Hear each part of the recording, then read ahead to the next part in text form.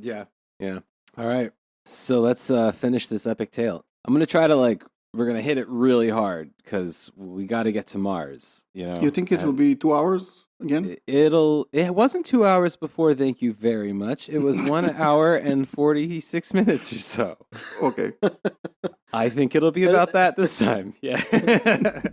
I mean, I think people liked it too. Yeah, unless people want a third episode, I mean, fuck that.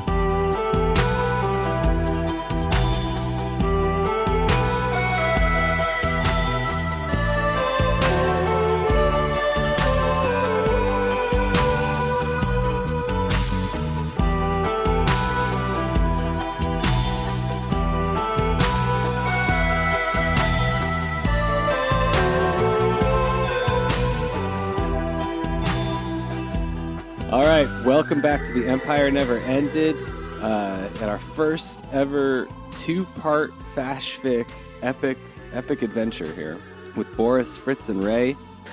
That's how you know it's good, if it's a two-parter. Yes, yeah, good. Not a word you're going to hear a lot attached to this book. Good. Maybe we should just mention... it's good content. We just realized we had some technical issue. Oh, right, yeah. Hopefully we resolved. Some house cleaning. If you are just tuning in now for the first time to The Empire Never Ended, we would like to inform you that it was brought to our knowledge that everything before episode 22 isn't listed on any of those big podcast apps. Yeah. Yes. That has been remedied, so you can go back and listen to us with poorer audio equipment doing James Mason voices and shit. We were being shadow banned by big tech. Big tech. In the sense that I accidentally put the wrong number in our max episodes field. But Yeah, so I think fuck 'em. Until now, first 20 episodes were missing, and hopefully they're all available now, so you can go back and listen. But they disappeared after episode 100 came out. I guess right? so. So it's only been for the last, 12 episodes? Yeah. That 22 episodes have been missing? Yeah, people are like, who the fuck is David Myatt? Yeah. Yeah. Why do they keep talking about this guy? There's no episodes about him. Yes. Because he's mysterious. Hey, Dave, if you're listening, fuck you. Just throwing that out there. Yeah.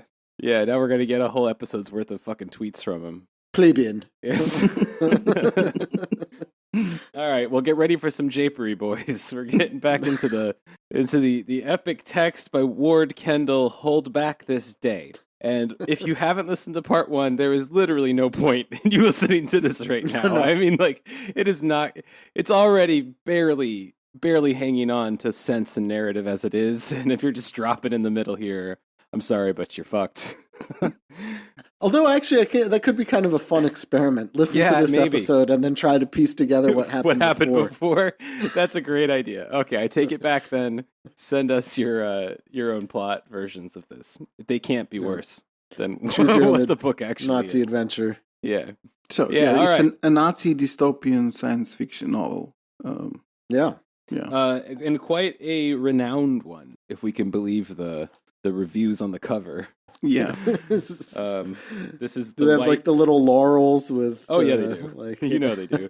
They got this it's called The White Nationalist 1984. And where we left off, our hero Jeff had fucking shit. Well, Jeff is working in South Africa at the Schoolplex 619, and he has these memories he's been suppressing that the liberal world government of commies that has taken over is revising history to exclude white people from it. And his son, Adam, who is handsome and blonde and blue-eyed, like literally every white boy in this book, is having trouble sexually. And like every white boy in this book. Yes, and his wife but fucking there are hates almost him. no white people anymore, right? That's right. White people are practically if you're white, you're a freak. That's right, yeah. And I believe in the last episode, we learned that there was a bunch of white people once who took a ship out to Mars to start a colony there.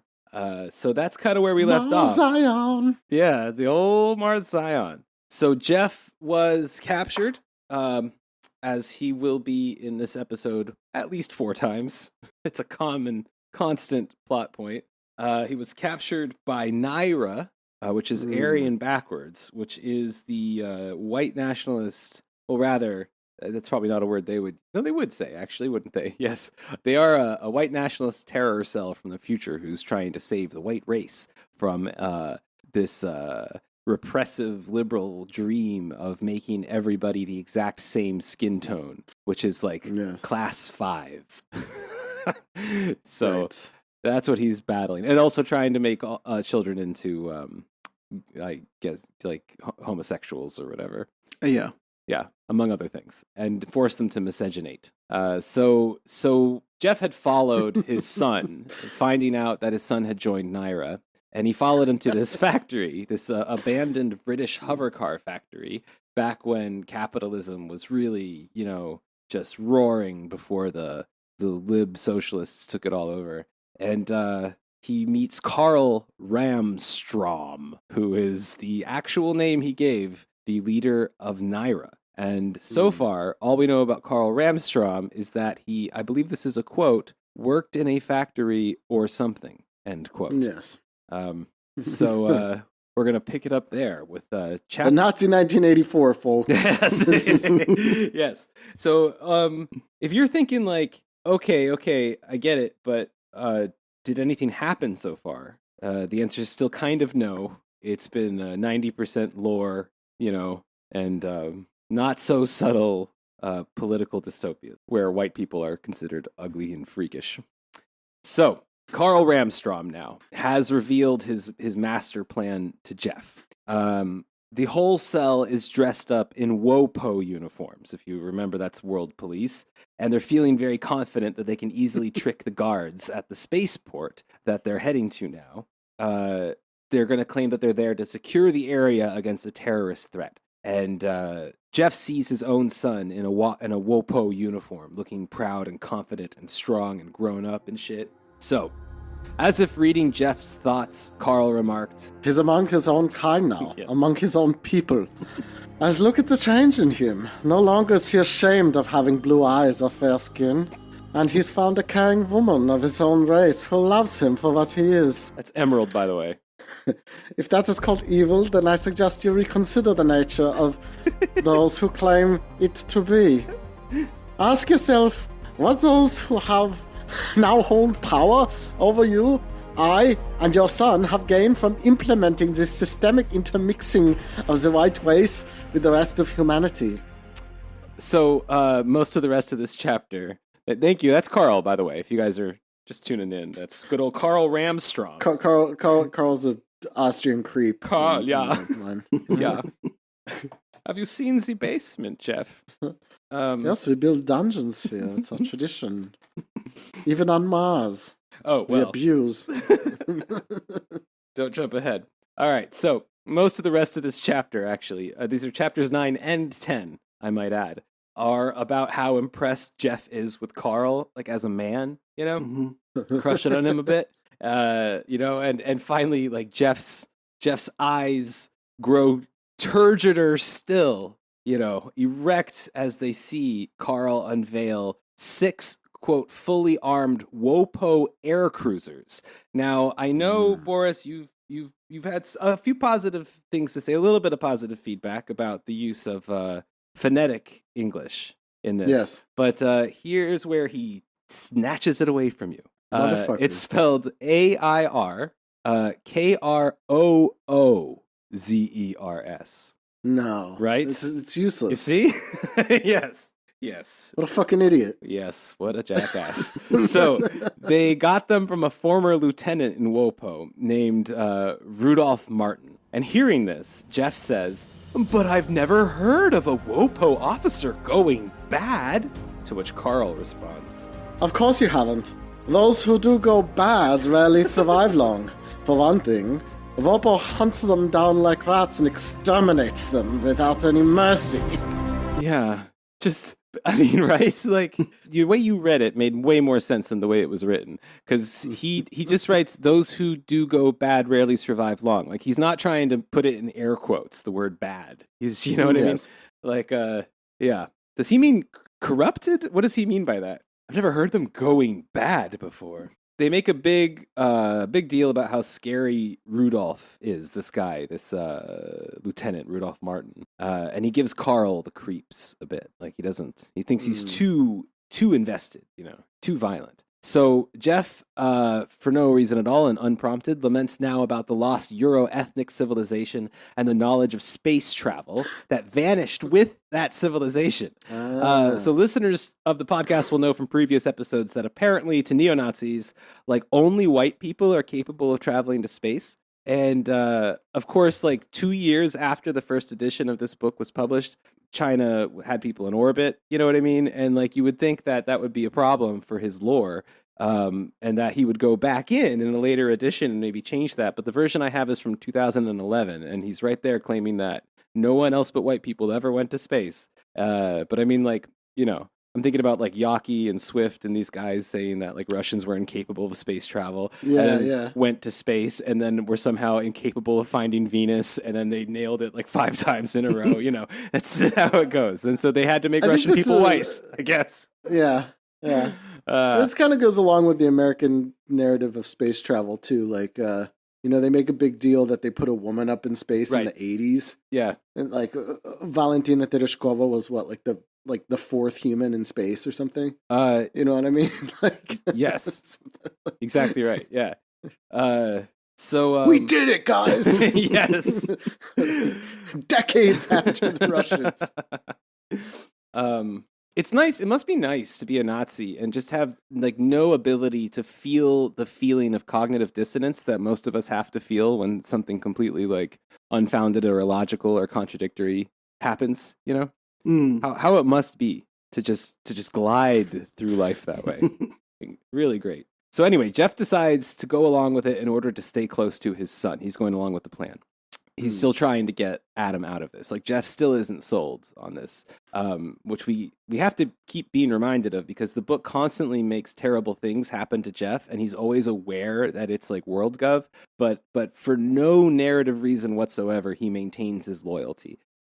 So because he's brainwashed by the system. That's right. He's been lib-pilled. So he lets Carl believe that he's warmed up to this idea. Again, if you guys don't remember, the idea is getting to Mars, going to the Avalon colony. But they're not completely sure if are they now. Do they have a confirmation that the colony exists, or they just hope that it does? No. Jeff hopes that it. Jeff doubts that it exists. Yes. Mm-hmm. So let's hear from Carl again. Tell me, Jeff, do you love your wife? Get your hand off my ass, Carl. At first, Jeff was caught off guard by the strange question. Then the reason behind it slowly dawned on him. Lately, we've grown apart, Jeff admitted. Carl nodded slightly on hearing that, as if he were examining a mathematical equation being scribbled across an invisible chalkboard in front of him. That's how Jordan Peterson talks. You know what I'm talking about? Like when he's like trying to come up with an unbelievably simple thought, but wants to make it look like he's like doing some minority shit in the air, Minority Report thing, But Peterson then starts crying. That's right. Yes, Carl does not. Carl's an Aryan man. So yeah, it's because the pills have like just completely obliterated his like ability to have emotions and express himself normally. Yeah, correct. Yes. So he says, lately we've grown apart, and Carl says, I just wondered. It would be painful, however, Jeff carefully went on, if I never saw my daughter Pooja again. Yes, I quite understand.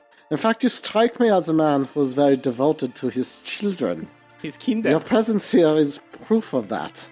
There was a further moment of silence between the two men. Then Carl murmured distantly, Daughters do grow up, however, and when they do, they all too often move away from home to some remote part of the world, following the will of their husbands. I've considered that, replied Jeff. With the Austrian accent added onto that, it kind of gives it new meaning, I think. Yes. If they grow up, they will run away from you. Yes. Daughters grow up, as they follow the will of their husband. But this is such like a wussy move on Ward Kendall's part, I think. He can't even like... Because William Luther Pierce had that whole thing about how his coworkers like mixed race daughter just didn't look like human to him, and he couldn't imagine how his coworker felt any attachment to the daughter, you know. But here they soften that quite a lot, and they just kind of make it like all daughters are basically worthless. Because they're just eventually extensions of their husbands, you know. In like Libtopia, by the way, in like this like feminist run, you know, liberal hellscape. Yeah.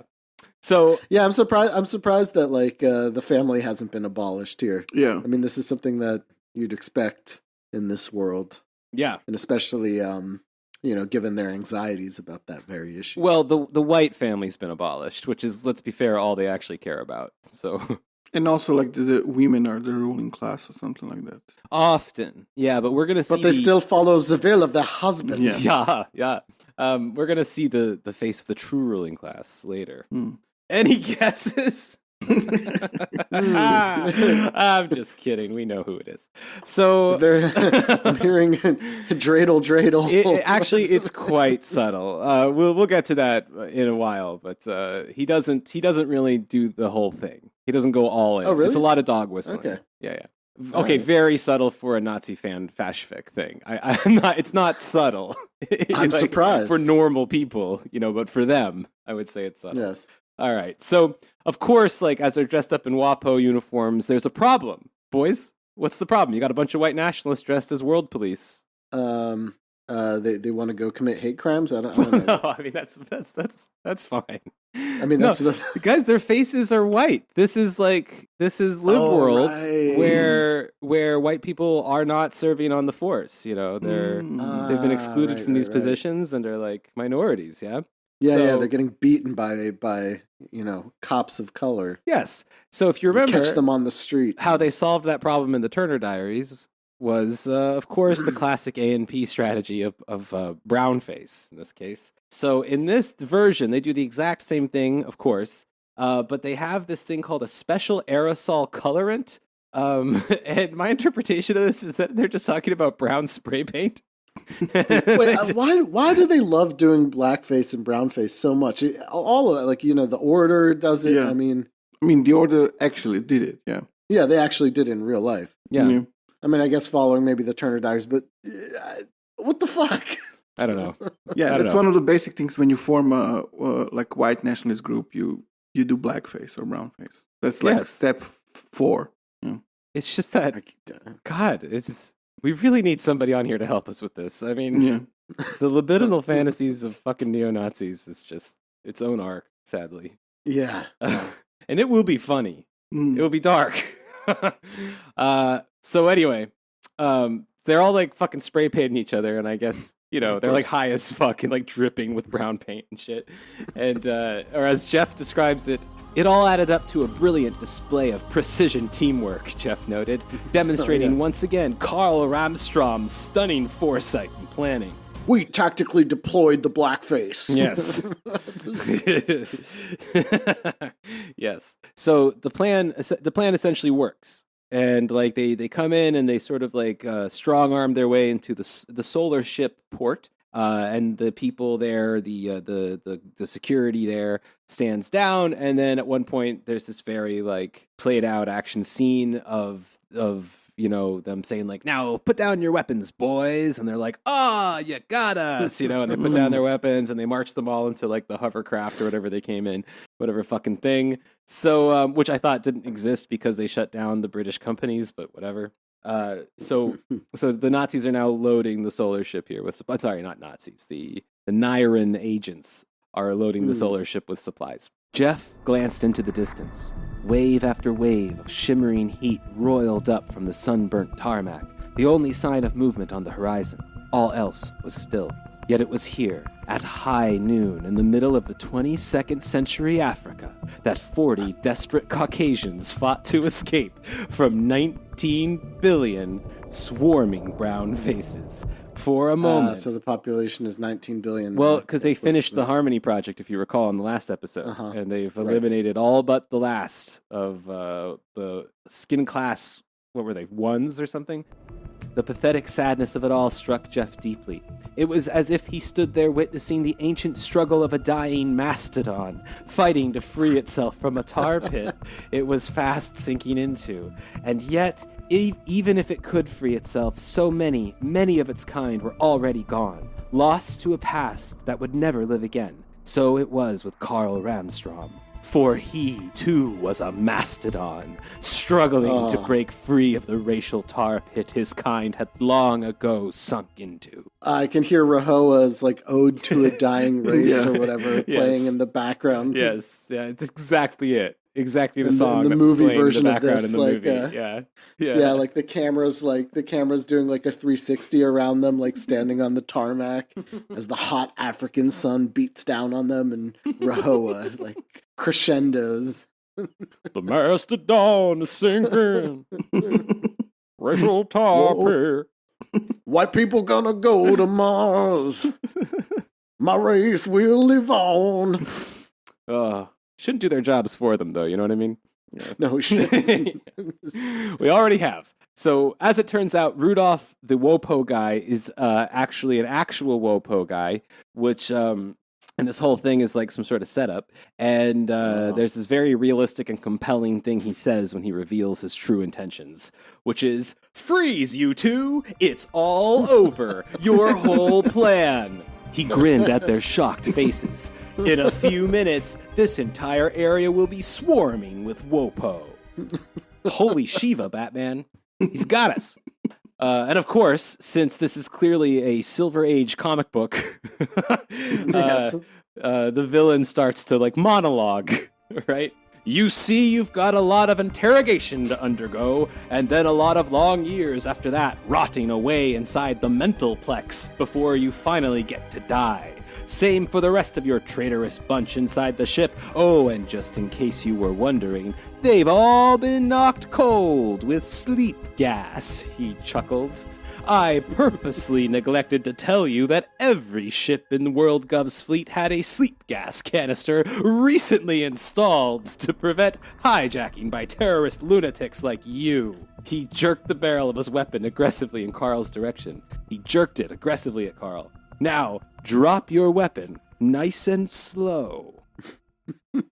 Carl, who is clearly a fan of 90s action movies, knows that when a villain monologues at great length, that's your moment. You got to keep him going till he says something that symbolizes the hubris of man, something like, "It was all too easy," something like that, and then you can attack him. So, Carl knows his shit.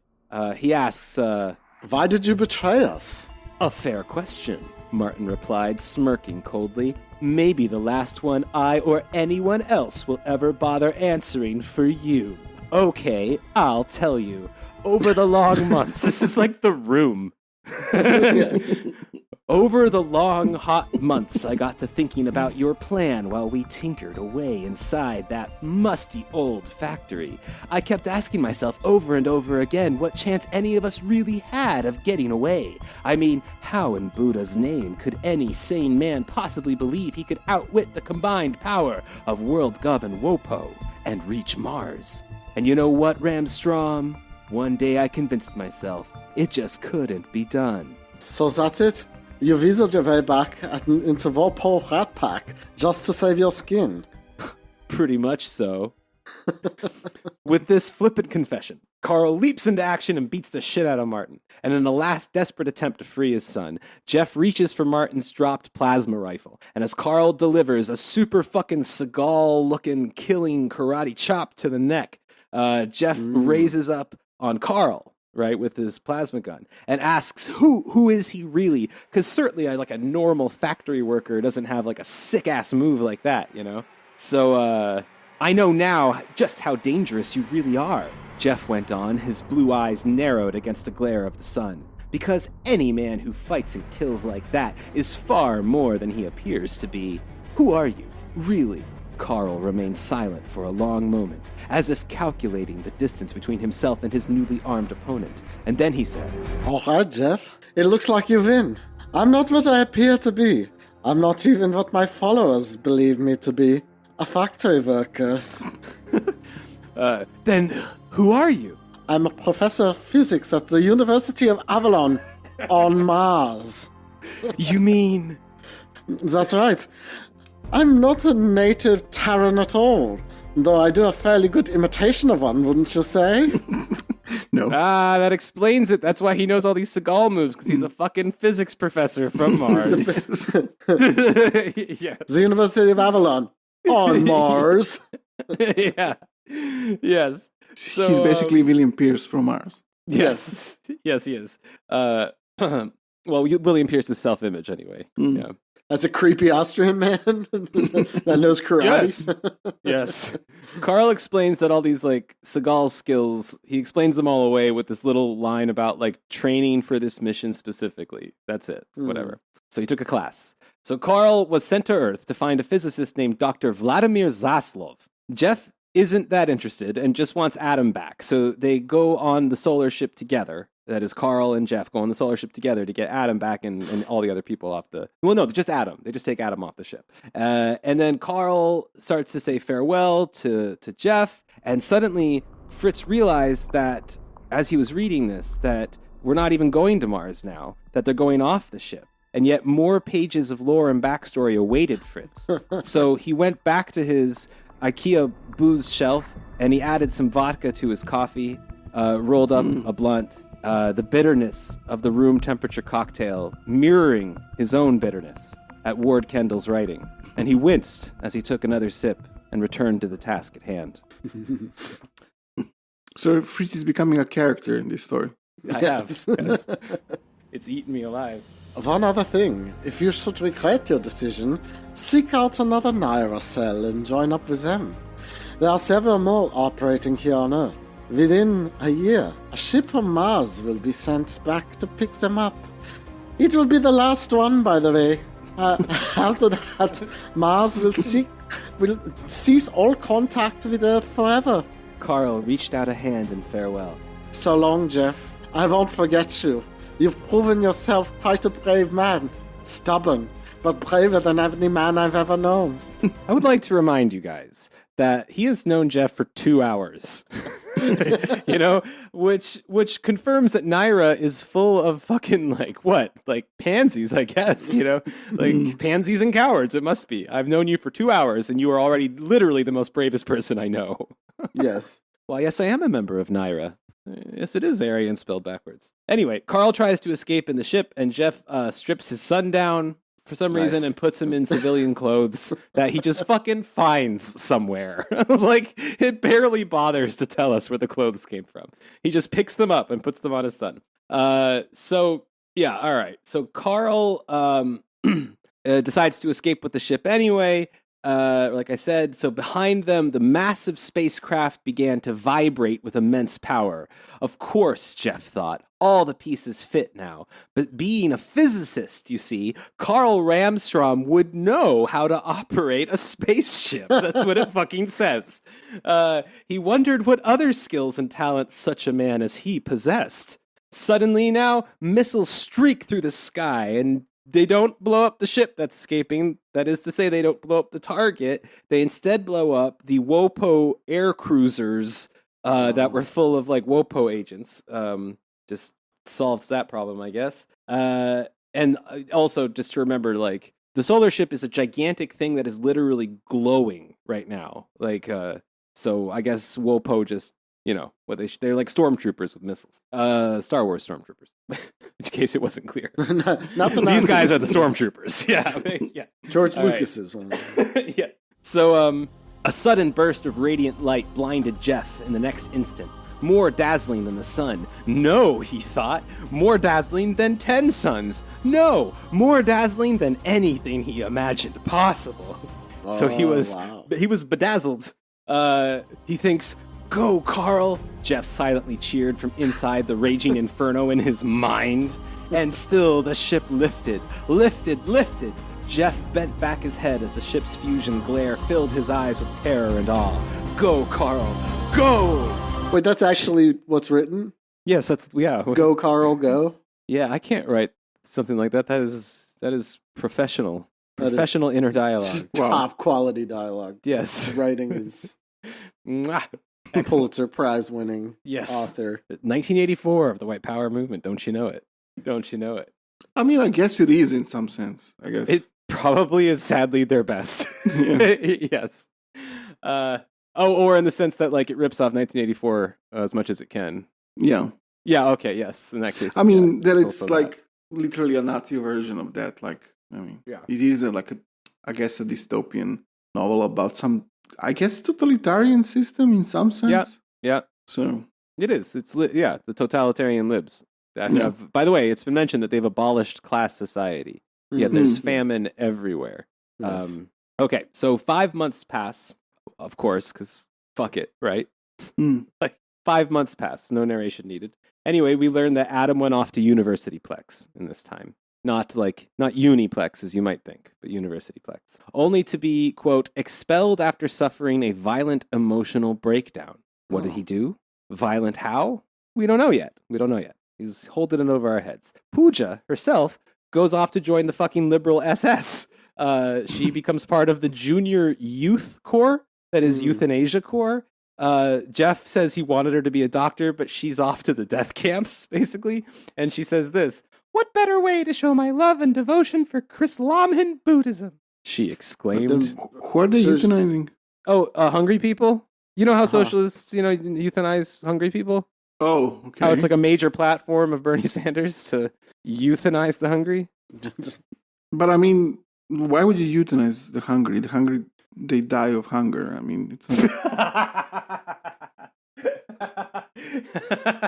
Do you know how fucked up this book got me? I didn't even ask that question, right? That's how wrapped up I was in this literature. I was just thinking like, oh, of course it makes sense that the fucking liberals would euthanize hungry people, you know? So they specifically euthanize hungry people. Yes. I mean, there's this story, about people dying as a consequence of hunger in, the Soviet Union and so on, or China as well, right? Yeah. But they just died of hunger. No one euthanized them. Why would you euthanize them? If they're euthanizing everybody that's hungry, then they don't have a famine, I guess. Well, I guess because the people aren't dying of hunger. Because they're dead. They're just like eliminating people who could potentially be starving to death. I think the answer is a lot simpler than this. I think the answer is that he's a Nazi, and since Nazis assume that everybody kind of thinks like them, but just against white people, I think he just, because gas chambers make instinctive sense for him, he assumes we all love gas chambers. Yeah, so everybody does that. Yeah. So it's, but how did he choose what? He probably thought, there's something about Stalinism and Mao and I think that's hunger. exactly how yes. So they were probably killing hungry people. Right. He doesn't know how hunger works. I mean, maybe he imagined it as like the liberal version of letting people starve to death, like euthanasia being like the way that respects the dignity of the starving or something. But why are we bothering to figure this out? Yeah, I don't know. I mean, just... Read on. Yeah.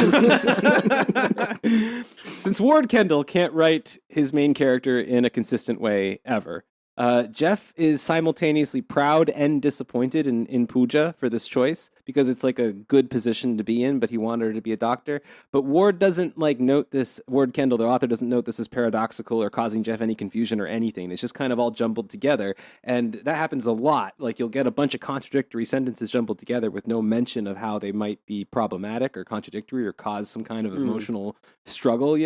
Because, again, they don't have that sense in their Nazi brains that let them feel cognitive dissonance. And so it just passes without notice, Right. So 3 months earlier.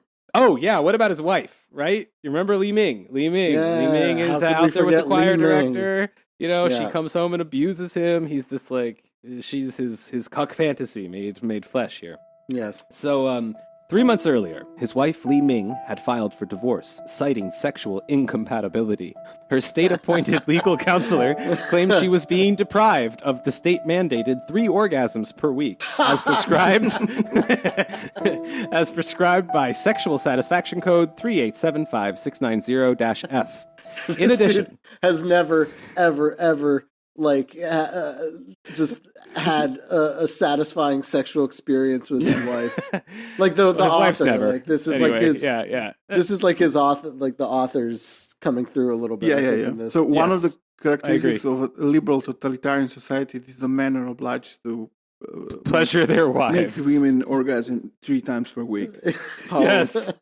Yes. I mean, Yes, and this is the line. By the way, Boris, on your It's theory, just like sadly, like his like limp dick, just being like. was he thinking like, Li should I Ming. make it 5? And he was like, no, that's like no one would believe 5 times. Like, let's make it 3. It's more realistic. Yeah. Even I mean, three's 2 pushing is it. already impossible.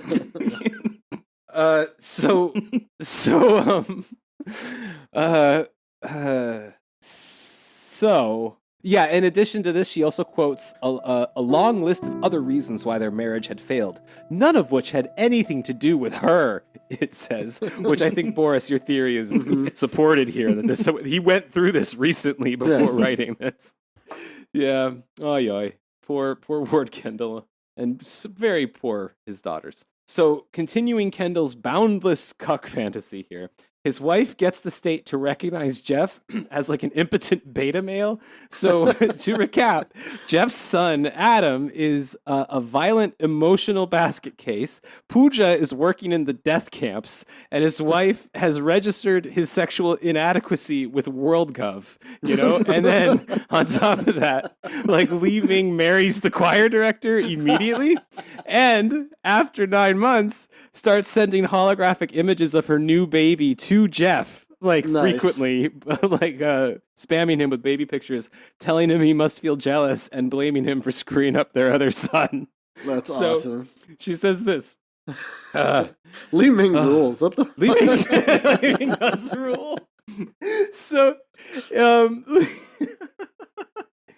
so she says this. I really feel like this might be word for word from like a legal deposition that his ex-wife had. She says this. If you hadn't filled up his mind with all that nonsense about the great contributions made by people who look like him, she shrieked, he wouldn't be where he is now, locked up inside a mental plex. It's your fault he believes all those racist lies. Your fault, Jeff. Now he believes white people actually amounted to something more than the rest of us. Now he'll never accept the truth that whites were mostly savage, ignorant, racist suppressors who stole the credit for the world's greatest ideas and inventions from the real contributors to human progress. The Africans is what Ward Kendall thinks. Yes. People will say that, that's just the natural progression from Black History Month to WorldGov, right there. Yes. Again, boomer fucking shit, you know? Yes, like, absolutely. yes. Yeah. So this is kind of in a way, the setting is it's itself like a boomer Nazi sci-fi version of Black History Month, because like African Appreciation Day is always being celebrated. African Appreciation museums are everywhere. And of course, he's in fucking Africa. So like on top of this, you know what I mean? Like he's still offended that these things might exist somewhere on Earth. Yes. Yeah. So Li Ming makes fun of Jeff and calls him Mr. Historian of Older Times, which I guess is a burn, because a historian who studies older times is a jab somehow. Yeah, one of those types of historians. The historians of the future. Yeah. That study the future. Yes, exactly. Okay, yeah. So Ward tells us that Jeff took it all, everything she had to throw at him. You know, you can picture, this is him. This is how he sees himself in the divorce proceedings. You notice that his fucking about the author thing doesn't say he has a wife and 2 daughters. It says he has 2 daughters. Yeah. You know? Right. Yeah. This is like what he was thinking about while like he was like driving, like yelling in his car. You know what I mean? Yes. Yeah. Oh, just because I told the kids the pyramids were built by fucking white people. Now she's got to fuck the choir director. Yeah. Fucking Li Ming ran off with the goddamn choir director. She called me racist. So Li Ming continues in these messages that she's sending to Jeff with baby pictures. I don't care that your name got mentioned on a WorldGov in action broadcast on all 7 continents. Shiva to that. None of that matters. Because the story is that he saved his son from the Naira terrorists. That's how they made it look. So Carl told him, like, go right to the Wopo, you know, and like tell them that we captured you and that you saved him and stuff like that. So what matters is that your son was expelled from University Plex 2 months ago because he started screaming in history of great African achievements that a white man was the first to land on the moon. Imagine that, Jeff. A white man. You're doing, no doubt. Dear Allah, what have you done with his mind? Now he's warped beyond all hope of recovery and doomed to spending the rest of his life locked away inside some mental plex down in Antarctica. And it's all your fault, you filthy racist bastard. I hope you rot in hell.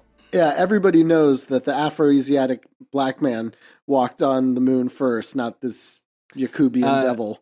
This is what they learn in school. Well, Boris, her name, thank you very much, was Neela Armstrong from Africa. Cool. Yes. Mm-hmm. So, you sexist. I like that this was written too early. Like, if this was written now, it would be like a trans woman, because it'd be like, yeah, would have added that in a bit more. Yeah, most of this dystopia would be something about gender now, probably. Totally. Yeah, I think you're right. Yeah, he's kind of leaning in that direction, you know, but like, he's still, the racism wins out. That's going to be in the sequel. There are more of his books, and we will have to talk about one of them because it's about communists taking over a Texas high school, and it sounds fucking amazing. Oh, yeah. Cool. So expect that down That one the will line. resonate with you, I think. Yes. I'm really looking forward to that one. So, I bet like half of Ward Kendall's audience doesn't even believe people landed on the moon. You know what I mean? Yeah, they believe it if somebody's like, oh, a black person did it, then I'm sure they'll believe it. You know, suddenly no conspiracies at all. One night, Jeff is visited by a physicist that Carl Ramstrom had mentioned, that guy, Vladimir Zaslav. Yeah, the guy he was supposed to meet. He'd come down to Mars to meet. Jeff, so he just thinks that like physicists are just like, those are smart dudes, right? They're wizards. Yeah, physicists are just wizards. Yeah, I think he thinks that physicists can like fly spacecraft, as if like astronauts and cosmonauts and shit aren't just like basically fighter pilots that can endure like really crazy shit, and that's why they have them fly spacecraft. That's why all physicists today are qualified to be pilots. Right. Yes. Because it's physics stuff. Flying. Yes, it's just physics stuff. Yeah. Yeah. Endure the G's, Poindexter. So this physicist comes to his door. Jeff feels somehow like deeply attracted to him. The quote is, drawn to the man, as one is drawn to the mysteries of a deep and unknowable sea. So they chat about how great Carl is, for a minute together, and how Carl opened Vlad's eyes to the truth that, quote, Europe and the United States of America had led mankind in scientific progress, art, culture, and virtually everything else at one time. End quote. So apparently Carl sought out Vlad for his research at the Che Guevara Institute on interstellar ion propulsion systems, which WorldGov was also pursuing for some unknown reason. Carl, I guess, knows why WorldGov wants these things, though, and made some offhanded comment to Vlad back in the day about how WorldGov, quote, needed a star drive even more desperately than the Aryans did. Of course, because why not? Emerald, the hot girl from before that brought Adam into a heterosexual white relationship, and was also knocked up with Adam's kid. All that happened in like a paragraph.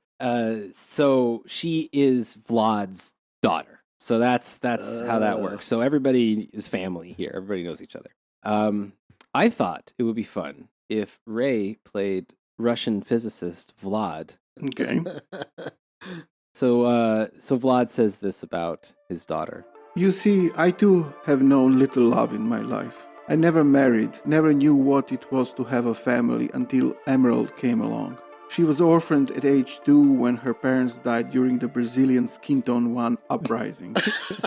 Ever since, she's been in my care. Yeah.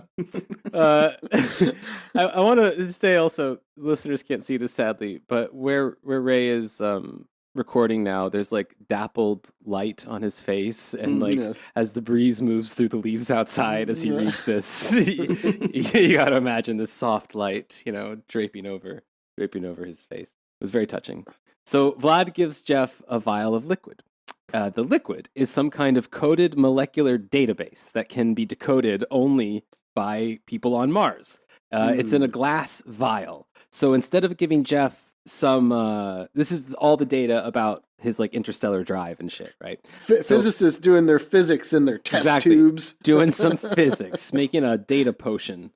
So instead of giving Jeff like something like a durable hard drive or something like this, he gives him this incredibly fragile glass bottle that contains, quote, the ion star drive, the transspatial field equations, the titanium accelerator coil specifications, and even recommended life support systems.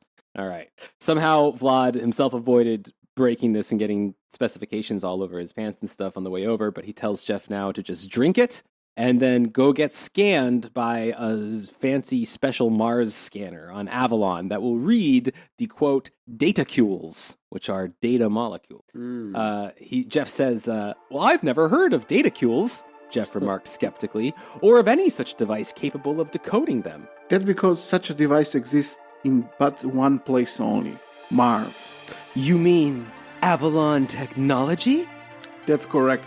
Before Carl Armstrong departed, he gave me the means to convert my research to datacules in the event I should ever decide to join up with another Naira cell.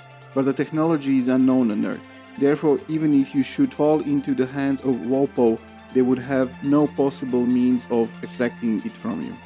Well, I'm not so sure they'd be convinced of that, Jeff replied dryly, opening a drawer and setting the vial inside. But until I decide what to do, I'll keep it here. Fair enough? Fair enough, Mr. Huxton, Zaslov replied, even as he made for the door. Because from this point on, the fate of my star drive remains entirely in your hands. And if I should turn it over to the WorldGov tomorrow morning? Zaslov smiled. Then you will. At that, the old scientist abruptly turned away and hurried off, like a comet receding into the black depths of space.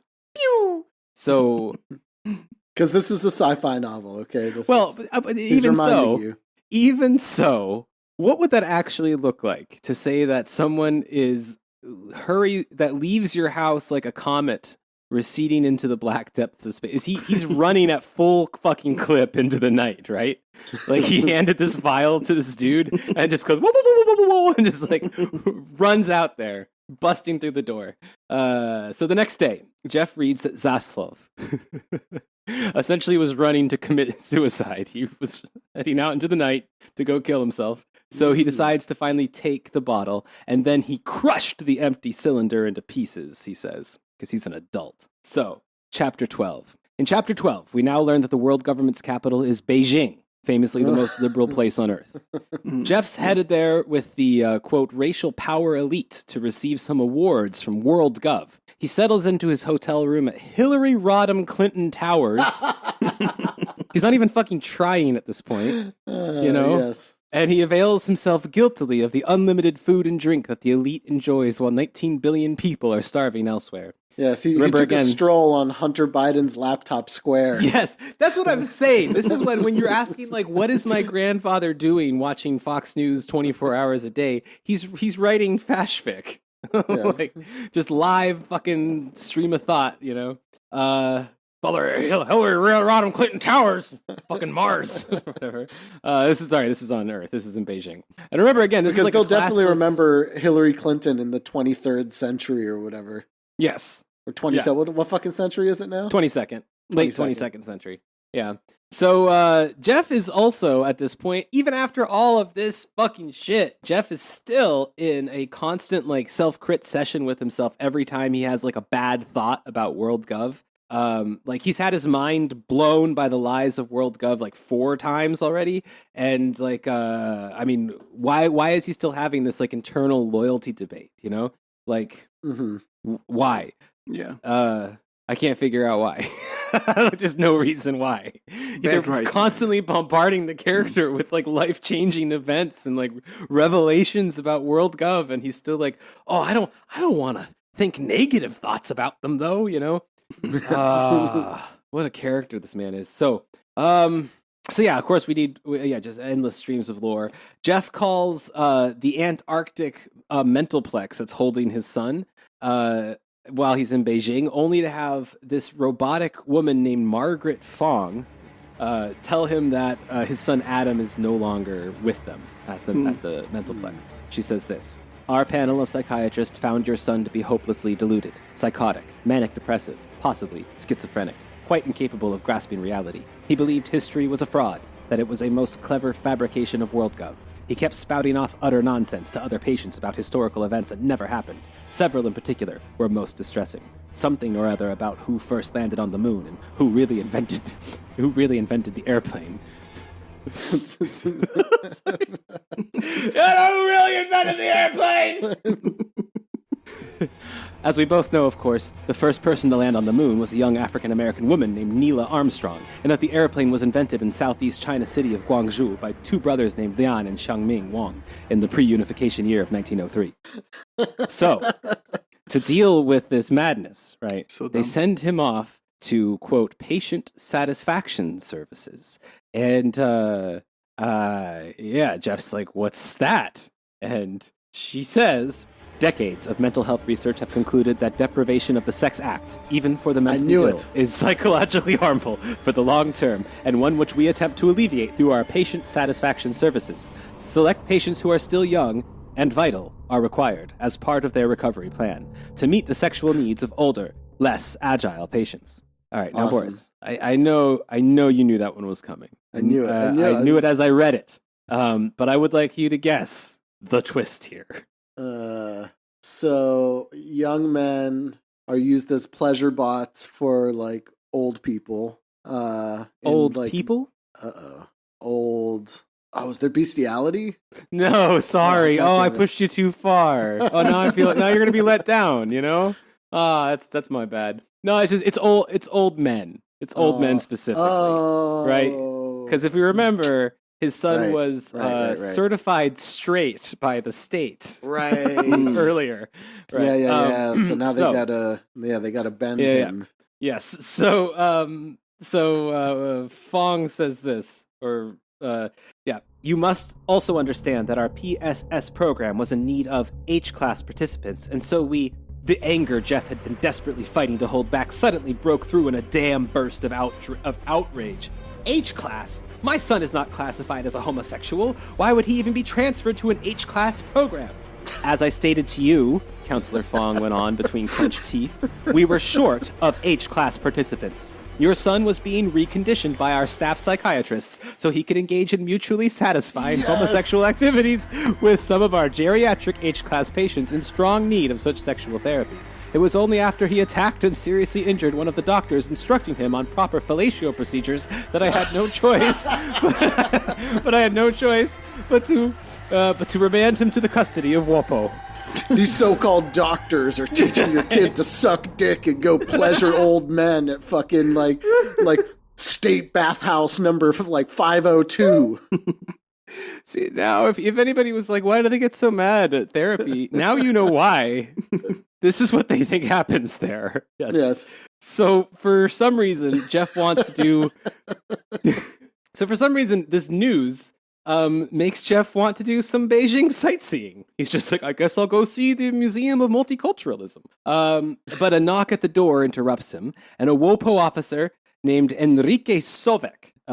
Enrique is back. If you remember, Enrique was one of the dudes that took a crush of his sons away from him or some shit like that. Right. So Enrique barges in and tells him he's Jeff's official state escort for this journey to Beijing. Now, basically, he's there for this huge fucking conference, right? So suddenly, taking a note of Jeff's uneaten breakfast across the room, he walked over and retrieved a morsel, examining it as if it were a piece of crime evidence. Then he swiveled around and stared at Jeff. I once knew a kid who died during the Calcutta famine back in '78 who would have killed for half of what you wasted here, Mr. Huxton. He tossed the food back onto the plate. He was my younger brother. Brilliant fucking dialogue. Such a Seagal movie, isn't it? In every way. He doesn't describe the food. Are they eating General Tso's burritos or something? No. He occasionally calls it succulent. So imagine succulent morsels. Those are the words you get here. So this cop shows up, following Jeff around, very suspicious. Chapter 13, Jeff goes to the outstanding World Citizen Gala, and our old friend Ahmad Yehudit, if you remember him, he introduced Jeff to the schoolplex. He says hi to Jeff. And so now we have heard a ton about Ahmad's fucking appearance, right? Yes, like about his like massive size, his huge head, his teeth are crazy, you know, all these fucking very distinguishing features that we know about because of Jeff's description of him. So of course, Jeff doesn't recognize his quote bland face. Jeff, like he can't see differences between people who are of skin class 5. Which is most human beings at this point, according to the lore here. So Jeff like looks around in disgust as these government fat cats fill their faces while famine racks the world. And Ahmed is being like super nice to Jeff. So of course Jeff thinks something in the huge man's voice hadn't sounded quite right to him, as if a mask had temporarily slipped aside to reveal a hideous snake. Because Ahmed's like, long time no see, you know. So, he must be up to something. What with that skin tone and name, I guess. So Ahmed invites Jeff to a, quote, private little party at Minister Ronaldo's residence. Jeff agrees. Why not? It's a party. Some speech at that point is being given by someone about how Naira is the greatest terrorist threat the world has ever known. And then the dinner ends after a few pages offering the reader nothing, just dialogue about nothing. And then Ahmed and Jeff are on a hover whatever headed to the Minister Ronaldo's swanky underwater digs. They have to go into the lake, and like his like mansion is under the lake. So the author notes that all the art in the mansion is like ugly and like multicultural, except for like the Japanese stuff, which is cool. And the main soiree in the mansion is being served by members of the Young Mentally Challenged Corps. And yes, and Jeff, quote, couldn't help but notice how dumb they looked. That's not Jeff's fault. He couldn't help noticing it. Yeah. So like in this dystopia, like people with disabilities have jobs, and this like offends him in some ways. Yeah, well, he sees it as them being exploited by these fat cats, that they all think that they're funny or something like that. But it doesn't come out in the text. All that comes out in the text is that Jeff thinks they're weird. So, yeah. Unclear why it's a problem, let's say that. But somehow it's evidence that all these people are treating humanity like slaves. All right, so Ahmed takes Jeff around the room, introducing him as like his white friend, and everybody's like super interested to meet like a white person at the party, you know? So, and Jeff comments on the luxury of this party to Ahmed about how is it fair that everybody has all this stuff, and meanwhile we're out there eating no mohunga pills. So, which, by the way, a careful listener pointed out might be a reference to William Pelly's No More Hunger. Which, well done. Did not make that connection at all. Yeah. So here's what Ahmed says to Jeff. Jeff. Certainly, a man possessed of your educational background can see the reason behind it all. WorldGov must maintain a certain flexibility of action for certain members of the government, even while it retains the illusion of uniformity across the masses. Why? Asked Jeff. For an instant, something black and dangerous flickered across Ahmed Yehudit's eyes, as if Jeff's question was a sudden affront to the universe itself. Why? Ahmed echoed. Simply because humanity operates on two levels and always has. When one understands that, one very nearly understands everything. So it's what like your rulers tell you is going on and what's really going on about socialism. But is that bad in his universe? Like, I mean, like he believes that should be the natural order, right? That there should be like a kind of stratified He society. believes white people should be the top. There should just be white people. Yes. Like the problem isn't that contradiction exists. It's that the wrong people are occupying that position. That's Nazi brain. I mean, most of these people, like this totalitarian society, is doing things that Nazis did or want to do. Most of it, like just they're not doing it in the right way. Like they're not euthanizing the right people, I guess. Yes, that's right. Or they're specifically they're engaged in a massive conspiracy to kill off all white people, which is really where a lot of this seems to come from. A conspiracy that usually includes attractive non-white men. Yes. Big conspiracy there.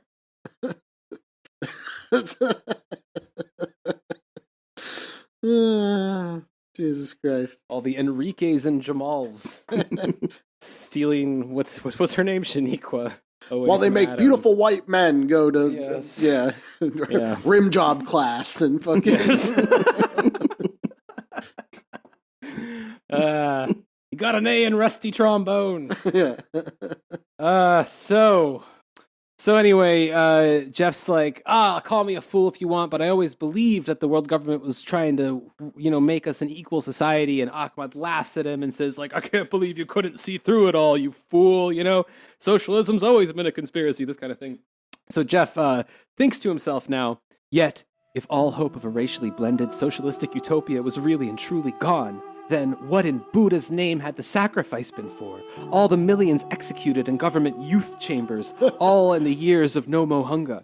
In the end, all the crowded bleak and horror of it all. Why? So Ahmad laid a fleshy hand, he says, upon Jeff's shoulder, like a clam closing silently over its prey. What?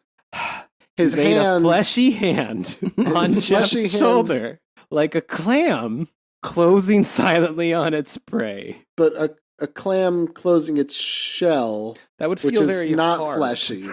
Yes.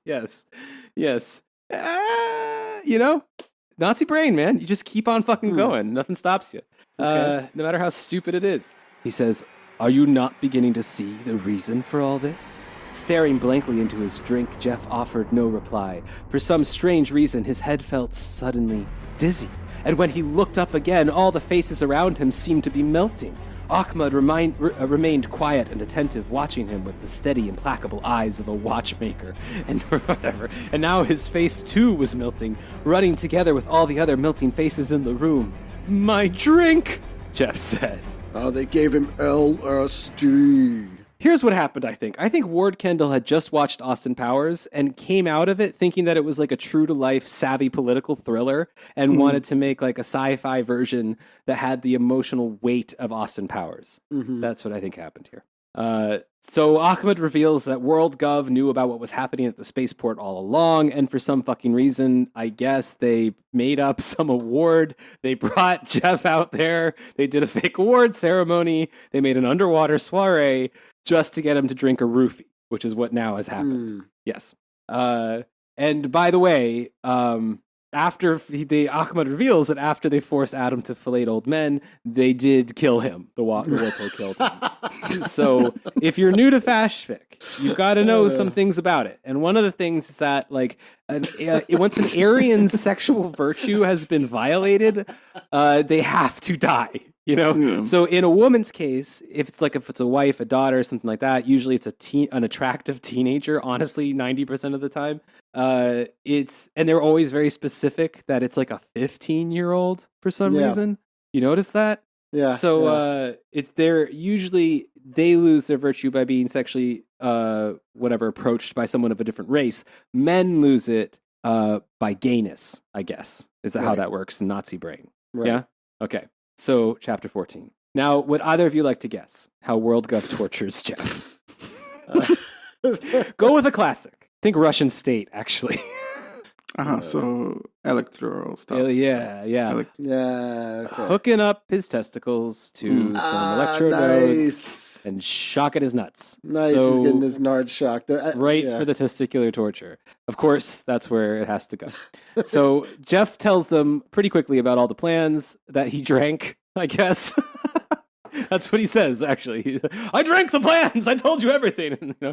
Yeah, okay. They believe him. They throw him in a cell. So what we then learn, though Jeff doesn't know this, is that there's a huge famine coming that will destroy WorldGov. And that's why they want the space travel plans, right?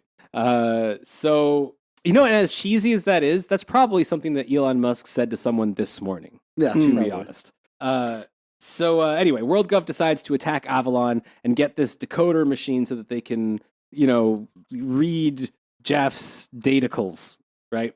But wait, the datacles have information about space travel, right? Like these spaceships or something? Yes. But interstellar spaceships. Interstellar spaceships. Okay. Not so they can do interplanetary travel, but they can't do. I see. Yeah, right. Only this Russian guy figured it out a week before he killed himself.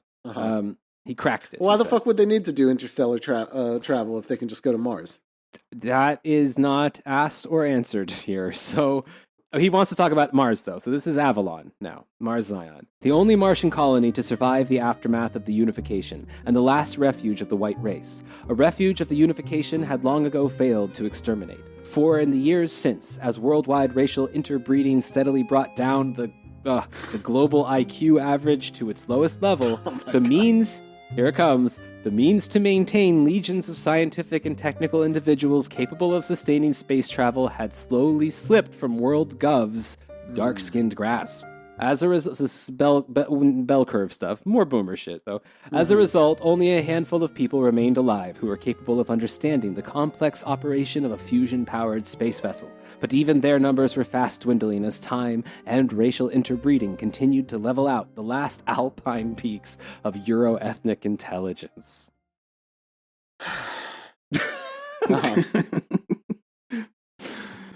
Yeah. So it really makes you root for China, doesn't it? Like, so Mars is filled with white people who know how to do science and who are smart, but WorldGov somehow managed to trick everybody into a world government, but is just famining all the time because they don't have science or something. Yeah, I think that's probably exactly what's up. Yeah, exactly right. Yes, because of the bell curve. That's why. There aren't enough physicists with their Bunsen burners and test tubes filling little vials. And yeah, I find it particularly funny, too, that Jeff's thinking this while in Beijing, thinking that only white people can do science. And like while we're reading this fucking episode, like, as far as I know, China's like the only moon-based contender in the game that matters right now, Like, it's like, this is, I really hope Ward has been following the news. Anyway, ethnic intelligence. Yeah. Go on, Ward. Right. Tell me more. So, a long time ago, WorldGov, specifically its High Quorum, I assume the learned elders of it, tried to space nuke Avalon, but Avalon space nuked the space nukes, and that was it, pretty much. And so they just kind of hoped that Avalon would get destroyed by a meteor after that. And Avalonians started to appear on Earth now and then to radicalize the whites. Yeah. Then, for a time, the High Quorum toyed with the idea of rounding up all remaining whites on Earth and transporting them to a remote military site and gassing them. Proposed as a, quote, necessary security measure against further Avalon incursions, it came within a hair's breadth of actually being implemented. But at the last moment, it was discovered that a large proportion of WorldGov's top scientific staff happened to be comprised of non-blended whites, so the liquidation plan was hastily rescinded. Of all the people, I loved it. I love it when the dumbest motherfucker talks about how smart white people are. It's great. He literally thinks physicists are all wizards that can just like magically fly spacecraft and make fucking liquid data. What was that one BitChute guy? The Nazi that like the Italian one. The Italian American dude, the one that like opens up like a book of like Renaissance art, and he's like, "Look how fucking beautiful this is! This is fucking amazing." That's this shit. Yeah, you like that guy? You mentioned him a few times. Yeah, I know. I love him because that's exactly who this. That's what this is too. Like that's Nazi intellect. Yeah. Do you believe how fucking smart white people are? Like, holy shit, man! Like, how do you think he feels though? Writing all of his white characters as though they're super geniuses, but he still has to be Ward Kendall. Like, doesn't that hurt him a little bit? Yeah. Isn't it kind of a self-burn? And he's not blonde or... Yeah. So, of course, they decide to attack Avalon, world government. And we come rapidly to the end of this fucking thing. Things begin to happen finally. Chapter 15. Jeff is already in space. There's no text about the launch. There's no text about the drama or the thoughts he had before going into space for the first time. Or the fact that this is like the first spacecraft launched from Earth since the unification. None of this is mentioned. Jeff is just wakes up in space with these people, by the way, with like WorldGov and Ahmed and these guys for no fucking reason at all. So they basically drugged him. They made this whole big thing, this show, to convince him to come to an underwater mansion where they drugged him. Now he's in space, and there's not really a lot of clues about what's going on or why it's happening.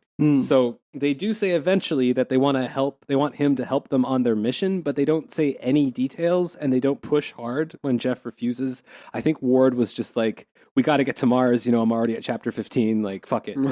So some doctor named Susan Kreitzler, Susan Kreitzler comes in to examine Jeff. Now, she's a woman and white. So Jeff writes her, of course, as an entirely empty vessel to sympathetically receive all of Jeff's thoughts and opinions about his fucking teaching career for like 2 pages.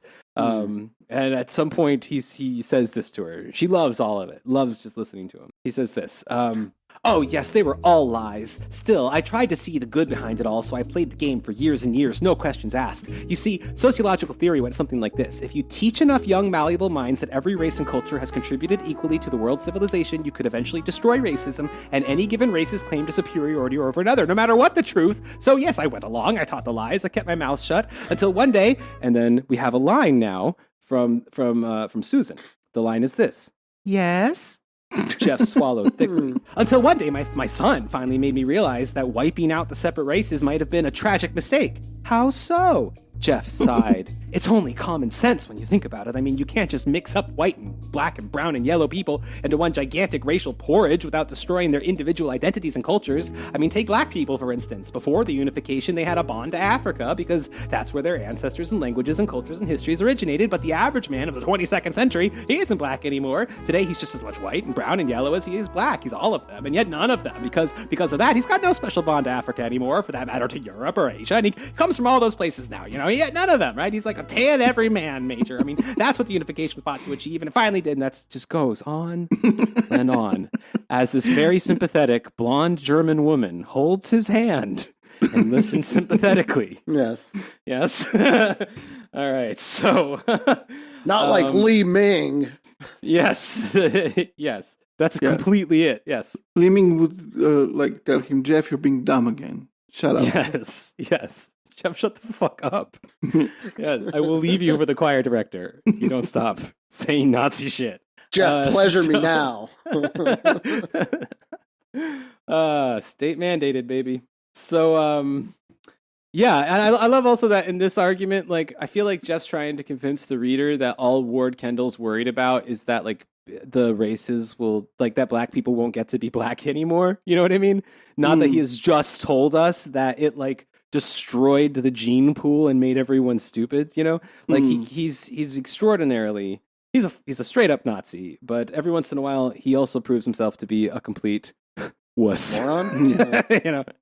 Yeah, a little slime ball is what he is. But anyway, so it turns out that this doctor is hot. And Jeff is like blowing her mind with fact after fact as, you know, she holds his hand and she asks if he's single. Is there a Mrs. Jeff? And she's thinking about, she says, accepting Ahmad's offer to have her live up on Mars as a world, in a world gov colony. So they're going to conquer Avalon, basically. She says this. I want to accept Commissioner Yehudit's offer, but there remains one obstacle. Which is? Susan turned 2 violet blue eyes towards him. Loneliness, Jeff. Slowly, Jeff turned around. Last month, I turned 34. Susan quietly exclaimed. Yet I have never been married. As you can see, it's not for want of looks. She, I guess, does one of these, like, check me out motions. Nor was it ever for lack of offers. I just never met the right man, I suppose. Good now fucking in, like, God. the background, there's the cartoon, like, Hubba Hubba music. Yes, yeah. You know, like this, like... Auga! Yeah. So then we get this. Jeff yearned to hold Susan in that moment, to press her pale flesh against his own, to feel for one instant out of eternity a racial bond with her. Jeez.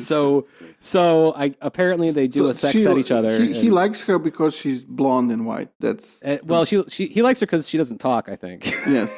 Or complain when he says horribly racist things or like yells about history at her. Yeah. Oh, you're so smart, Jeffrey. Yes.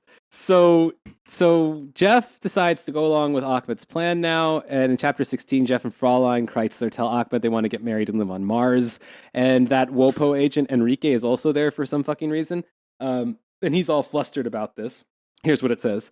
Sovek jerked out of his seat, jealously flaring in his eyes. Since the expedition's departure from Earth, he had tried several times to break down Susan Kreitzler's resistance to his crude sexual advances, only to be rebuffed each time. Now Jeff's doing that to Enrique. What a turnaround, right? How about that? So, just in case you're wondering, then, this proves that her racial sexual purity is intact. Obviously, we know this because she's still alive in the story. Ahmed doesn't like this idea either, since neither of them are racially blended. He doesn't really want them to marry, but he eventually agrees. And Jeff and Susan go back to her quarters, and Jeff mixes some drinks, and then Susan thinks this. She wanted to touch him, for him to touch her, in a way more intimate than she had ever dreamed with a man. And yet, she sensed he wasn't quite ready for that. And yeah, he's definitely not. I mean, he's like, I can totally see where Li Ming is coming from with Jeff. It's very clear what happened there. So since like no Nazi can write romance or passion or anything like that, you know, nature took its course, kind of thing.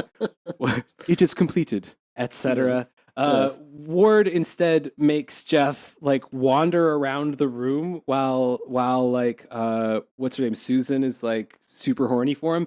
Jeff instead wanders around the room drinking and muttering to himself about how sad and pathetic he is. Awesome. And which, you know, Susan loves this. And also he talks about white genocide a lot, you know, so he's just like pounding drinks and ranting instead of having sex with this woman. So basically your average Tinder date with a Nazi, I guess. I assume that's how they all go, really. Yes. Yeah. I don't know, he just started crying and just couldn't stop talking about white genocide. And yeah. So they don't actually hook up here. He just cries about genocide and holds her while she's like probably wondering what the fuck she just agreed to, you know. What possible reason could he have to write, like, make this character such a fucking loser? Well, he has to write from something he knows. Yeah.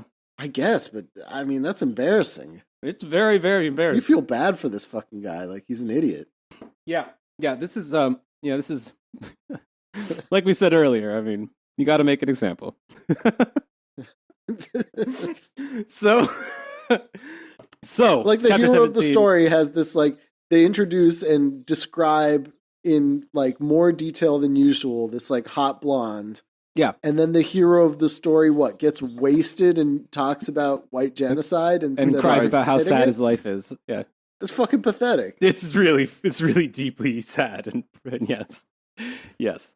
Yeah. Well, so WorldGov fleet goes into orbit over Valhalla Colony in Chapter 17, which is Avalon's sister colony. It's been abandoned. Jeff and Susan are wandering around this colony with no description about what it's like to be on Mars for the first time. No emotional energy spent on that. No descriptive energy spent on that. They're just walking around this dome now.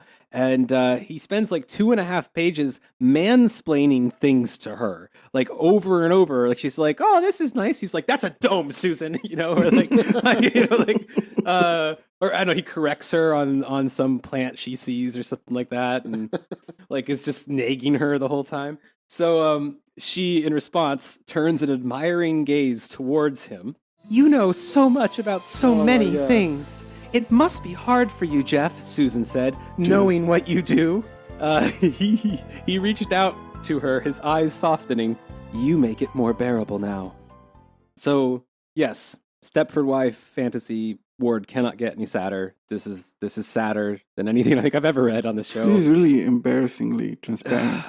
Yes, it is. So for a long moment she remained still, her heart beating. Then, parting her lips, she whispered, "Kiss me, Jeff. Oh, please kiss me." Slowly, Jeff lifted her face to his. "I've waited for so long, Susan." Oh, I guess they didn't do it earlier in the office. I think they implied it was sex, but I don't think Ward realized he was implying that it was sex. I think he just like said something like, and then, you know, whatever. They did what they wanted to do with each other, but apparently it was just cry. Which was just her listen to him cry. Yeah. And So they haven't kissed yet even. So Jeff lifted his face to her. Yeah, okay. "I've waited so long, Susan, but until now I've never felt like I had the right. Kiss me." Then his lips touched hers, softly at first, as if in a long-held acknowledgement of their enduring weight, before the full fury of a deeper hunger finally overcame them in that one burning instant. "Over there," Susan suddenly gasped, pulling away from him in eager anticipation, "in that little area behind those orange flowers." Description. A moment later, behind a sheltering hedge of hibiscus, there it is, that's what it was, they tumbled down into the cool green grass. On Mars, right? We're on Mars. On Mars. Hibiscus on Mars. That's cool. Yep, there is. Their mouths hungrily searching back through all the years of love they had missed without each other. For a long time after they lay in pleasure-sweetened silence, hang in there, Ray. only dimly aware of the colony beyond. Finally, Susan pushed herself up and looked at him, her eyes both fierce and gentle all at once. I'm surprised that the author didn't tell us how Susan doesn't even care about orgasms. Yes. Yeah. He said to her, I swear this never happens. And she said, I like it better that way. Yes, exactly right. Lot of Fash Fit conventions rolled up into one here. Like there's like it's like a code era film description of romance too, like tumbling in the flowers, you know.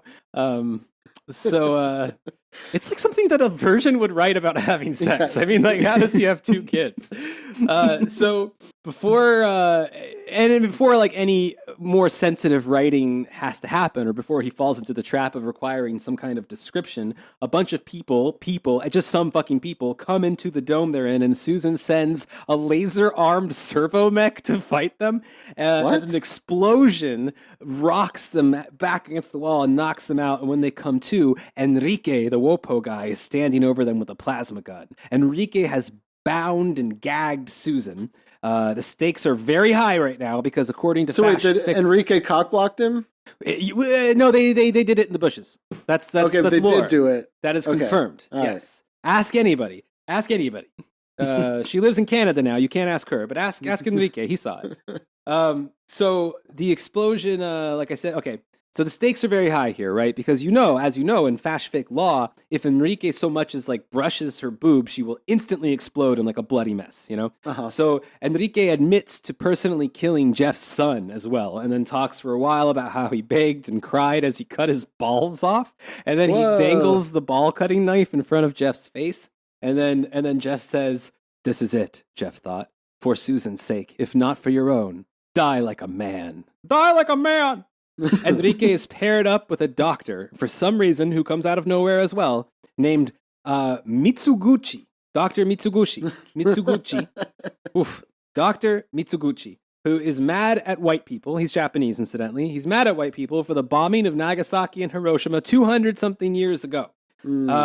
So they put on... So he's got like a grudge against white folk that's lasted for... multiple centuries here. So they put life-supporting suits on them. Also, by the way, all history was erased. So yeah, well, how they know? What the fuck are you talking? Yeah, all right. So Enrique walks around with like a knife, like a Guys and Dolls style knife, you know, like a butterfly knife. And he starts talking about like poking holes in their like life support suits. He takes them out into like the Martian desert and is threatening to kill them, you know. And he threatens to kill Susan first. So Susan says, "Why kill us, Enrique? Why risk your hard-earned career out of petty jealousy?" Sovek's face behind his transparent helmet darkened with contempt. "Petty jealousy? Ha! That's rich. You had a chance to have a real man, a man someone in your skin tone class didn't even deserve. And yet you rejected me for this pale-skinned schoolplex maggot. For that alone you don't deserve to live. No bitch traitorous to the racial ideals of World Gov does." So I believe you call that transference, no? Mm-hmm. Right? Because, yes. I mean, he's literally describing the day of the rope from the Turner Diaries. Yeah. To a fucking T. So anyway, nothing of this matters because once again, Jeff keeps getting captured and rescued. Jeff gets rescued by the Japanese doctor, who it turns out doesn't hate white people at all. Well. Yes, Jeff's... so they do always have a soft spot for Japanese people. Exactly. And according to this, they really, really hope it goes both ways. So he forces Enrique to drop the knife at gunpoint. Jeff hesitated only for a second. Then a moment later, with Sovek's knife now safely in hand, he turned to Mitsuguchi. "You? Why? None of this makes any sense." He said it. Like, the author wrote this in his own book. He knows. His character knows this doesn't make any sense. But it continues. Dr. Mitsuguchi slowly backed away from Sovek. "It will. You see, I am the Naira sympathizer Mr. Sovek and his fellow Wopo agents have been searching for on this mission. The one they hoped your presence would lure into the open." So the story just never fucking ends. Like, he keeps getting captured and fucking released at the last moment by a betrayal or a turnaround or something. So in 18, we're hopefully speeding towards a final conclusion in this Mars rover now with Dr. Mitsuguchi and Jeff and Susan. So Dr. Mitsuguchi says this. You see, I may not be a Caucasian, but I understand Naira's struggle to regain their racial integrity. We, few who are of Japanese ancestry, also wish to retain ours. Mm-hmm. So, Susan has the idea to suffocate the entire WAPO units inside of the dome in Valhalla by depressurizing the dome, but they're caught. Again, they're captured. Dr. Mitsuguchi dies in glorious combat defending his Aryan brethren, and Jeff is again captured. Yeah, but again, in a couple more pages, Jeff breaks free in some stupid-ass fucking thing that makes no sense, and he gets away in what's called an electric-powered machine, so we don't even know what the fuck it is. We don't know. I don't know if it flies or if it runs on the ground. It seems to do both at different times. So he drove at top speed toward the fabled towers of Avalon. As he neared the Martian colony, Jeff grew steadily overwhelmed by everything he saw. Is Susan there? Oh, Susan dies in the firefight that he got captured in when she tried to suffocate everybody, but they don't tell us this. They just let us know later that she's not in the picture anymore. But there's no scene where she dies. I think the author forgot she was there because he got bored with her, wanted to do some action stuff now. Yeah. And so then he remembered later on and said, oh, by the way, she died. Yeah. Good Fash fic. This is I thought they were stuff. In love. This is rare vintage. He drove at top speed toward the fabled towers of Avalon. As he neared the Martian colony, Jeff grew steadily overwhelmed by everything he saw. Ahmad had been right. Avalon was the most beautiful thing he had ever seen. Rising beneath a transparent shell 1/2 kilometer in diameter, its gold and silver towers spoke of a titanic glory that had once graced mankind. Who had built such splendor? Whither had they gone? He says to himself very casually. And then Jeff passed a concrete piling rising from the desert and knew. Inscribed upon its surface, he reads the words, Avalon Colony, founded August 2073, United States of America. Whoa. Jeff sees a battle below him, as I guess now he's flying towards the colony. So as he gets closer, and the battle is like really building, like he sees flashes and explosions on the ground beneath him as he gets closer to the Avalon colony. His racial pride grows within him as he gets closer to this colony. And despite this whole colony being under siege by state forces, Jeff basically like just drives up to it and opens the door and walks inside. That no one bothered to lock it during the siege. Not a problem. He's going through this Mars colony, and it's a place that ostensibly, by the way, like if you remember, allows white people to live like white people, like help them build a natural habitat for their race to match their circadian rhythms and whatnot. And no state mandated orgasms and stuff like that. Exactly right. Yes, at least not female orgasms. Yeah. So what does he see when he gets there? To support this like natural white way of life, but a lush jungle full of coconut trees around like a koi pond. So so he's read maybe some Klassen, because Klassen's whole thing was that like the places where white people live suck, and that like it's unfortunate like that places with nice climates have non-white people. So he's like, one day we will be able to live in a place where we can eat papayas and mangoes and like okay, well this is Klassen's stream then. Yeah. Good. Okay. There we go. That makes sense. Yeah, okay, so of course he finds a little white girl, like an adolescent girl, who has of course been raped by the forces of WorldGov. However, in an unusual move for Fashfic, she is alive. Bit of a twist there for Fashfic. And he starts to like chat her up, and she's like, where's my dad? And he's like, he's dead. Where's my brother? Well, he's dead too. And my mom? Yeah, she's dead.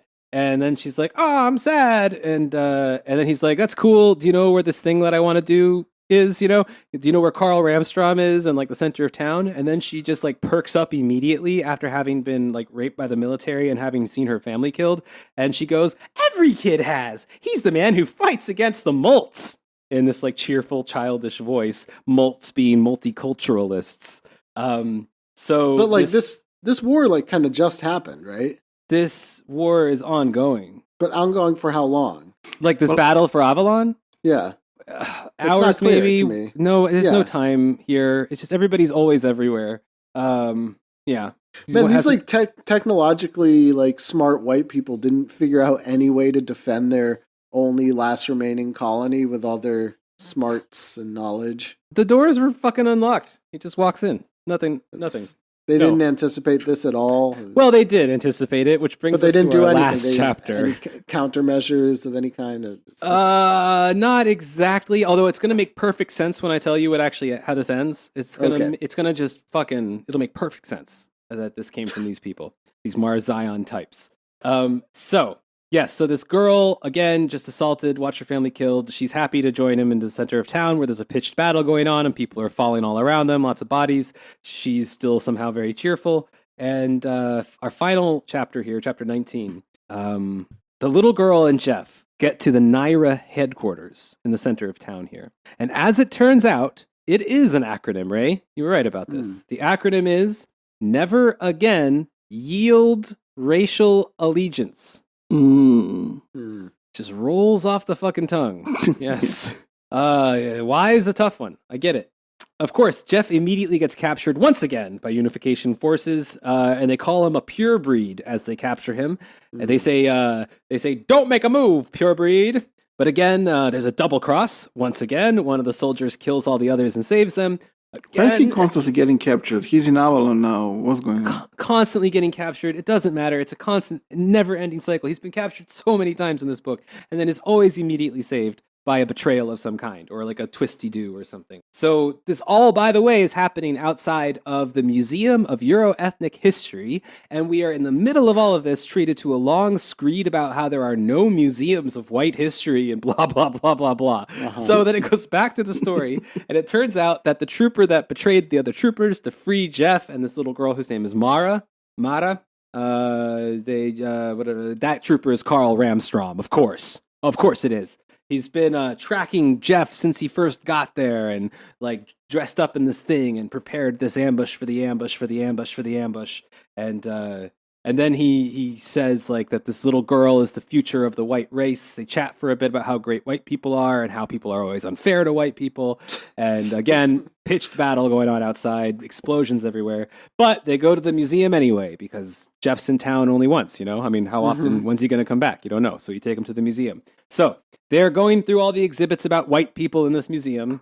It really feels like a dream at this point. Yehudit is commanding a battalion for some fucking reason. He is the commissioner of multiculturalism. So what is the like military structure of WorldGov? Like he's leading a battalion of soldiers into Avalon, and he's hunting Jeff and Carl specifically because he's a 90s Who are just bad guy. strolling around the museum. Yes. Well, yes. Essentially, that's what they're doing. Yes, and commenting on how many things white people did.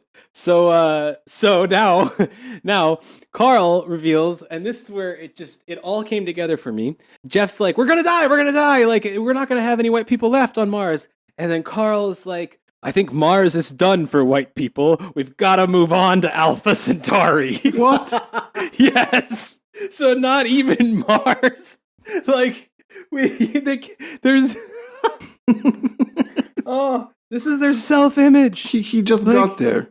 He just got there. But also, this is the second time they've been forced off of an entire planet by supposedly inferior races. Like, yeah. These people are white people are stupid. Clearly, By a commissioner for multiculturalism. The commissioner for multiculturalism has routed them with his forces.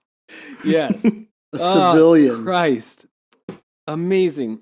And this, by the way, like they remember that guy, the physics professor, knew like advanced martial arts. Yeah, like yeah.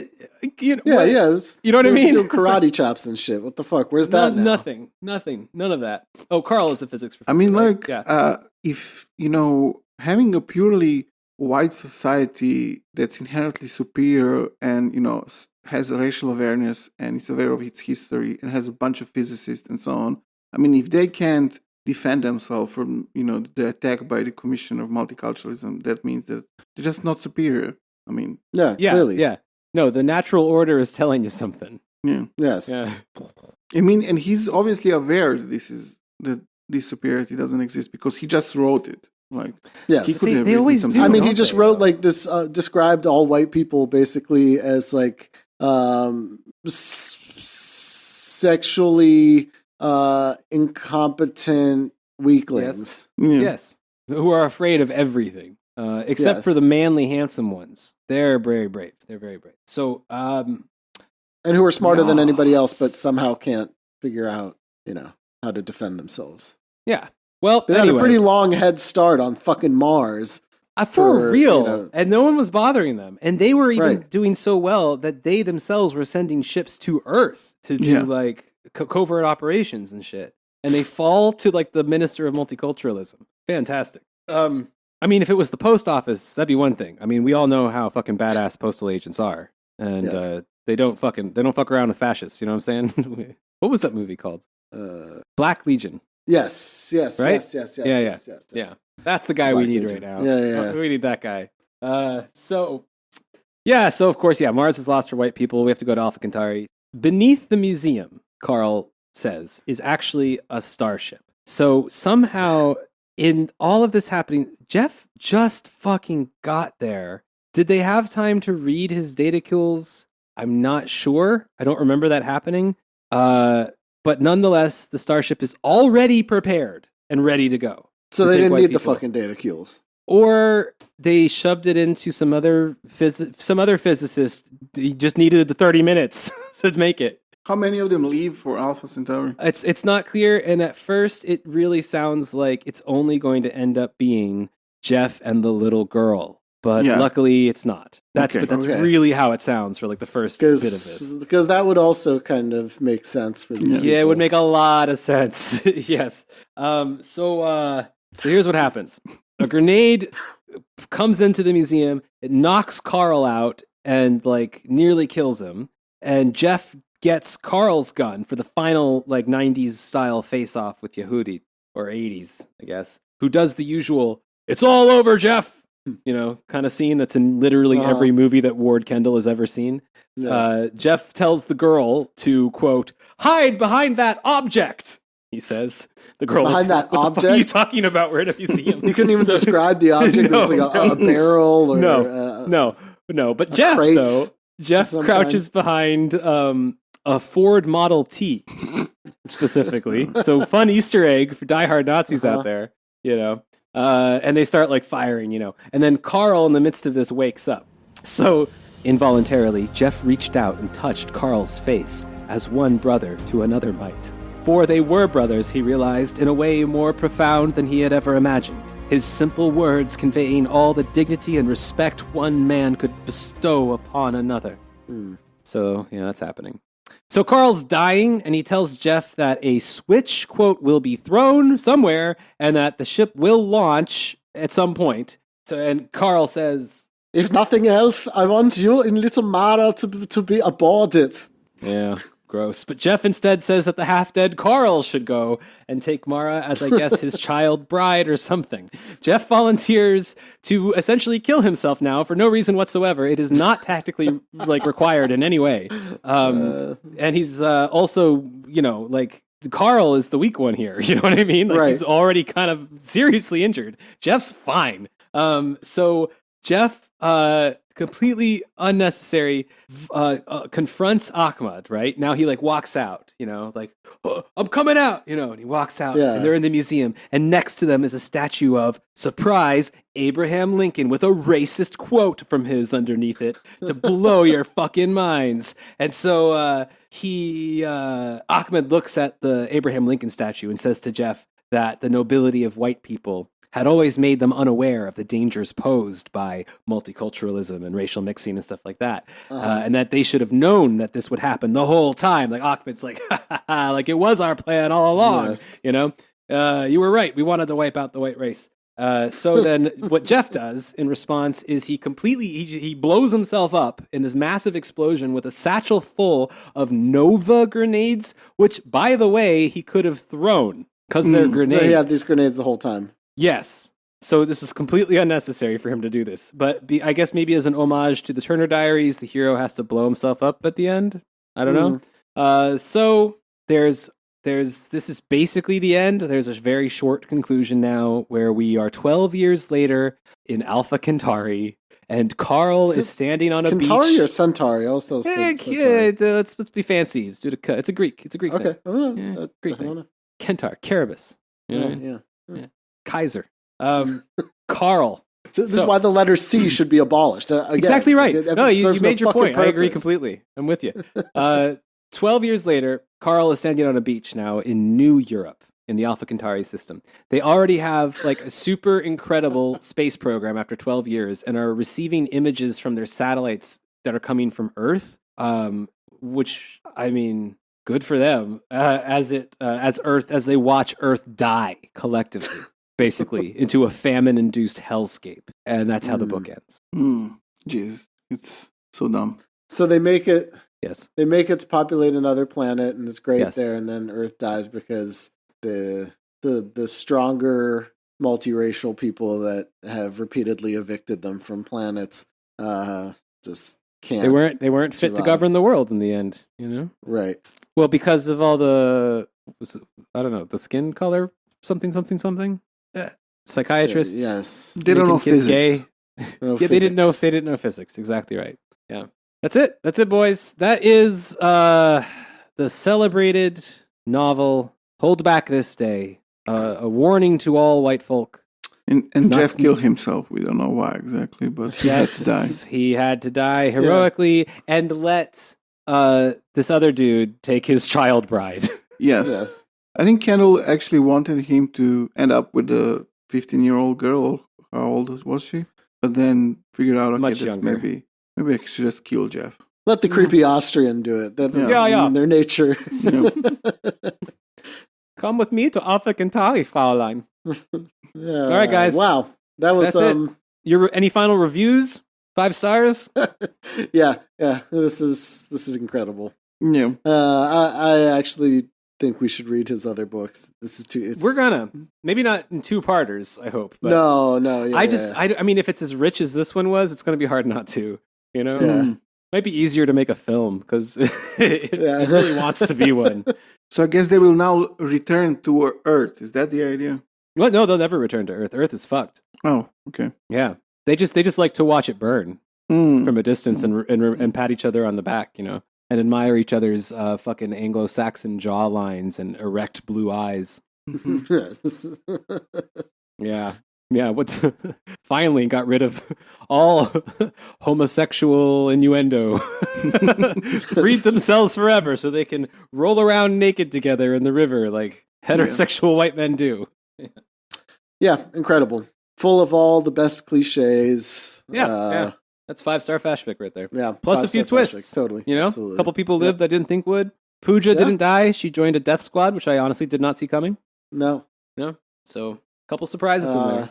The son's fate is probably my favorite part of this second half. Yes. That is just too fucking good. Adam, who I guess had Yeah. the name to, he was supposed to continue the existence of the white race, ended up. Yeah. Yeah, his name is his character, and he couldn't stay faithful to that initial idea he obviously had. He's Yes. thinking Mars, white kid named Adam, bada bing, bada boom. Yes, no. And he forgot halfway along the way, and fucking Adam died because he wouldn't suck off an old dude, and now, now I have to put Jeff on Mars somehow, but it doesn't make any sense, which he comments about in the book, and just got to the end. So, Ward, you got us there somehow. Yep. If you didn't have that Nazi brain problem about, doublethink, then, I think this wouldn't have been possible. I think it's thanks to that we have things like this to make fun of and hopefully get some new patrons, free listeners, if you're listening, and you enjoyed this Fashfic. We have several Fashfic offerings on our Patreon. We do. Check it out. All right. Well, Fuck you, Ward. Bye. Bye. Lord. Bye. Oh, he's such a sad dude.